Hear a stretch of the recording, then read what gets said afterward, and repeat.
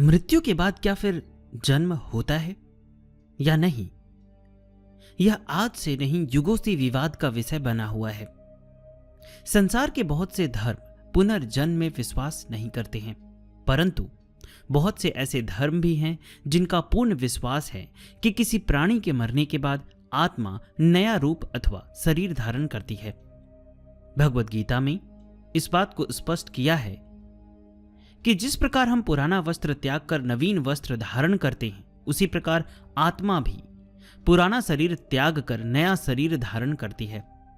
पूर्व जन्म में विश्वास करने वालों में हिंदू धर्म और बौद्ध धर्म प्रमुख है, लेकिन अतिशयोक्ति होगी वर्तमान में अन्य धर्मों में भी गुप्त रूप से पुनर्जन्म पर विश्वास करने वालों की संख्या दिन प्रतिदिन बढ़ रही है।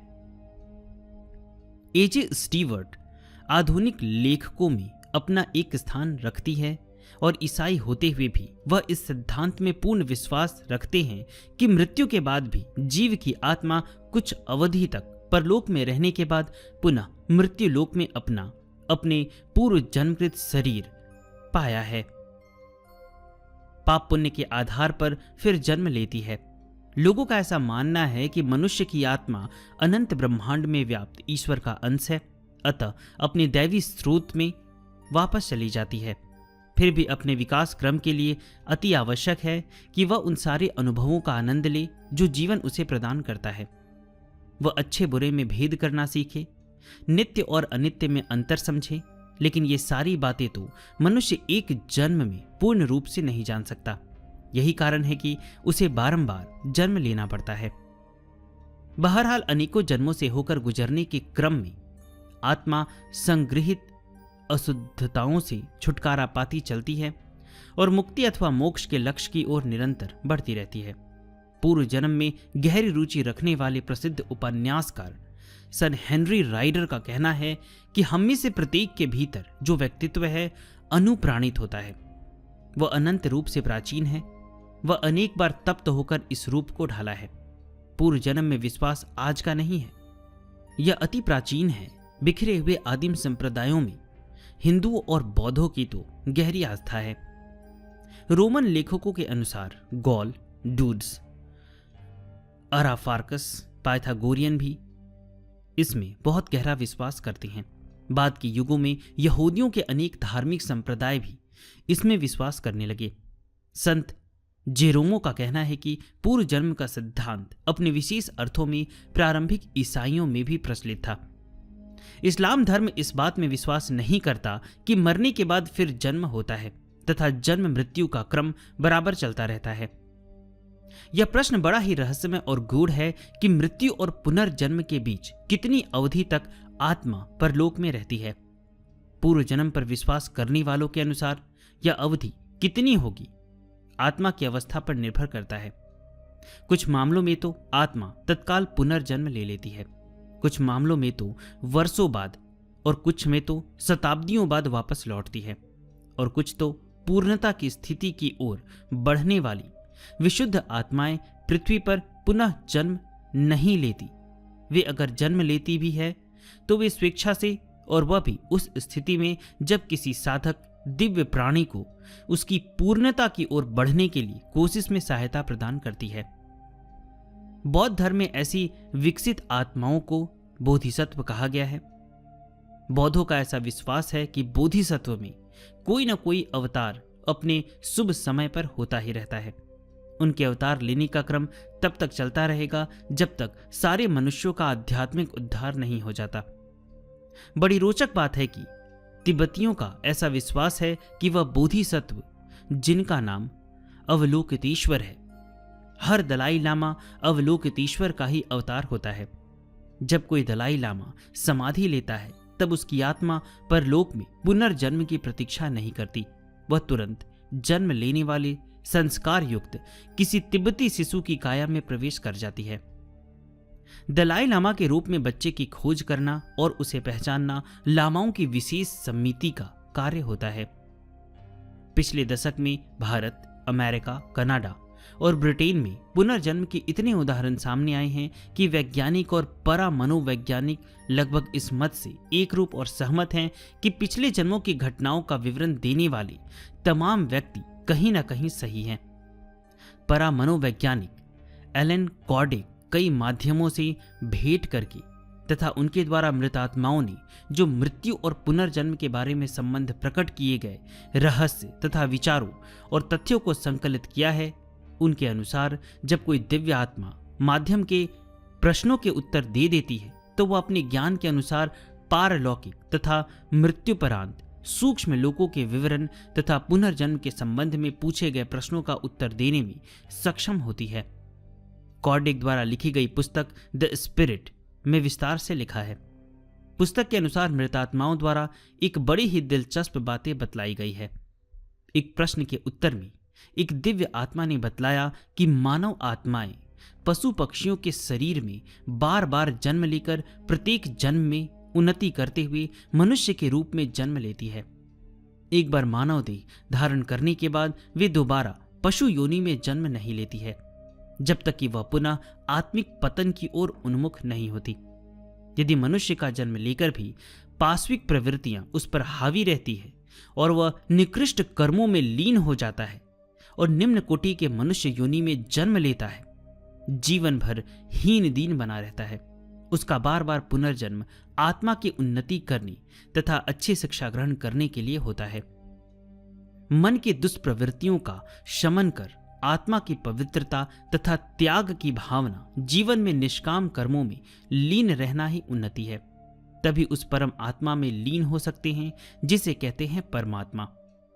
जहां तक प्रश्न है आत्मा के नर नारी शरीर में जन्म लेने का, तो आत्मा लिंगहीन है। वह नर के शरीर में भी जन्म ले सकती है और नारी के शरीर में भी। कभी कभी देखा गया है कि मृत्यु के बाद आत्मा उसी समय पुनः जन्म ले लेती है। ऐसी आत्माएं कभी कभी अपने पिछले जन्म का वर्णन नहीं करती है। मृत्यु और जन्म लेने के मध्य के समय में आत्मा सूक्ष्म लोकों तथा अपने कर्म के अनुसार निम्न लोकों में व्यतीत करती है। अपनी रुचि के अनुसार या इच्छानुसार यदि वह और उन्नति की आकांक्षा करती है तो वह सूक्ष्म लोक में अपना समय पूरा कर पुनः भौतिक संसार में जन्म लेकर उन्नति करती है। यदि थोड़े से उदाहरण से यह मान ले कि पुनर्जन्म एक सारगार्भिक सिद्धांत है तथा प्रकृति की अब तक न समझ पाई गई कार्यविधि का हिस्सा है, पशु पक्षियों में पाए जाने वाले पूर्वाभास का ज्ञान के आधार पर मिस्टर एलिस्टर हार्डी लगभग 2 दशक पूर्व इस नतीजे पर पहुंचे थे कि कुछ घटनाएं ऐसी है जो अतिशय बुद्धिवादिता के कारण मानव ने खो दिया है। मगर उन्होंने यह भी कहा कि प्रकृति में जो कुछ घटित हो रहा है वह पूरे ब्रह्मांड का कार्यविधि का ही हिस्सा होना चाहिए। अगर सूर्य न रहे तो पृथ्वी पर किसी भी प्रकार का जीवन ही न रहेगा। प्रमात्रा भौतिकी के सिद्धांत के खोज तक हर कोई यही मानता था कि जड़ और चेतन अलग अलग हैं, जबकि आज का तरंग विज्ञान यह सिद्ध कर चुका है कि पृथ्वी पर पहाड़ जड़ नहीं है, वे तरंग हैं और है स्पंदन। हमारे देश में यह सत्य आज से हजारों वर्ष पूर्व सबसे पहले महावीर की वाणी से फूटा था, जिन्होंने संसार को प्रवाह कहा, जहां कुछ भी स्थिर नहीं है। आज से 4 दशक पूर्व महान मनोवैज्ञानिक कार्ल जुंग ने यही स्थापना की थी कि मनुष्य के चेतना के भीतर तह में एक तरह की समझ है जो सब जीवों के समान है। कार्ल जुंग ने इस भीतरी आभास को आदब बिंब कहा और यह भी कहा कि आदब बिंब मनुष्य के पिछले जन्मों के अनुभवों का सिलसिला भी हो सकता है। Modern man in search of soul के लेखक कार्ल जुंग की इस बात की पुष्टि में वेदांतवादी शंकर की 1200 वर्ष पूर्व की गई बात में केवल शब्दावली का भेद है। शंकराचार्य जी कहते हैं कि पशु पक्षी, फूल वृक्ष और मनुष्यों में एक ही आत्मा है, तो वह उसी अक्षय तत्व की बात कर रहे हैं जो देहांत के बाद भी नष्ट नहीं होता है। सूक्ष्म शरीर की अवधारणा केवल भारतीय है ऐसा नहीं है। The Egyptian book of dead और the Tibetan book of dead में भी सूक्ष्म शरीर की चर्चा मिलती है। स्थूल शरीर से अलग लोगों के अनुभवों के कुछ आंकड़े अभी हाल ही में अमेरिकी साइंटिफिक फॉर साइकिल रिसर्च ने एकत्रित किए हैं। मनोविज्ञान में इसे आव एक्सपीरियंस कहा जाता है। डॉक्टर सोसिल ग्रीन, जो ऑक्सफोर्ड के साइकोलॉजिकल इंस्टीट्यूट के डायरेक्टर हैं, अपनी खोजों के आधार पर इस निष्कर्ष पर पहुंचे हैं कि स्थूल शरीर के समानांतर कोई एक सूक्ष्म सत्ता है जो तमाम सांसारिक अथवा दैहिक बंधनों के बावजूद कभी कभी शरीर से दूर चली जाती है। हालांकि वह स्थूल शरीर की नाभि से एक रुपहले तार के माध्यम से हर हालत में जुड़ी रहती है। जब कभी वह रुपहला तार टूट जाता है तो अक्सर आदमी की असामयिक मृत्यु हो जाती है, जिसे सेंसिल ग्रीन यानी छद्म मृत्यु की संज्ञा दे दी जाती है। जिन व्यक्तियों ने अपने ओवे यानी out of the body experience या अनुभव का विवरण दिया है, उन सबके वक्तव्यों में एक समानता थी, और वह यह कि वे सभी बौद्धिक रूप से सजग थे और उनके द्वारा छुई गई वस्तुएं या देखे गए दृश्य पूरी तरह याद थे। अमेरिका के प्रसिद्ध परा मनोवैज्ञानिक रॉबर्ट मुनरो जब ध्यान की गहन अवस्था को होती थी तो वे ओवे के अनुभव में चली जाती थी। उनकी सूक्ष्म शरीर की यात्रा घंटों तक चलती थी। हाल ही में खोजों से यह पता चला है कि अणु के भीतरी भाग में शून्य है। कुछ वैज्ञानिकों का कहना है कि हो सकता है कि अणु के भीतर इस शून्य से ही सूक्ष्म शरीर की रचना होती हो, मगर सूक्ष्म शरीर का एक झटके के साथ स्थूल शरीर से अलग हो जाना और फिर जन्म के साथ स्थूल शरीर में लौट आना वैज्ञानिकों के लिए अब भी पहेली है। फिर भी परा मनोवैज्ञानिकों ने तरंग और परादेह ज्ञानियों में करीब करीब इस विचार को लेकर सहमति है कि सूक्ष्म शरीर जो स्थूल शरीर की नाभि से जुड़े रुपहले तार से एक प्रकार से जुड़ा हुआ है। जब मृत्यु के समय या समाधि की अवस्था या किसी अन्य कारण से यह रुपहली डोर टूट जाती है, तब एक झटके से सूक्ष्म शरीर स्थूल शरीर से अलग होकर अज्ञात में विलीन हो जाती है। पूर्व जन्म की स्मृतियों का विवरण देने वालों की संख्या सैकड़ों में हो गई है, यानी पुनर्जन्म होता है। आज विज्ञान ने लुप्त हुई आवाज पकड़ने का यंत्र आविष्कार कर लिया है। वह समय बहुत दूर नहीं है जब हम सूक्ष्म आत्माओं की भी आवाज सुनने में सक्षम हो जाएंगे और उनके आभास का करेंगे अनुभव। मैंने पूर्व जन्म पे एक ग्रुप बनाया है जिसमें संतों ने पूर्व जन्म के बारे में और परलोक के बारे में क्या बताया है, आपको क्या सावधानी रखनी चाहिए। उसमें कुछ पूर्व जन्म की घटनाएं भी हैं, परलोक के बारे में बहुत सारी बातें बताई गई हैं।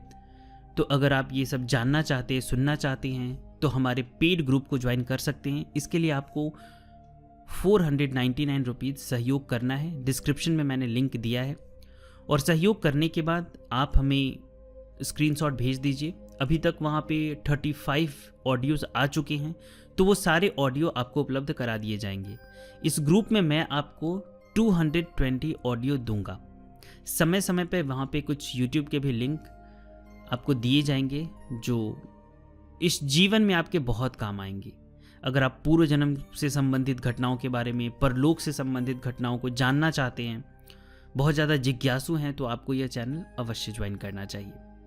तो डिस्क्रिप्शन में हमारा व्हाट्सएप नंबर भी दिया गया है, आप उसे ज्वाइन कर सकते हैं। धन्यवाद।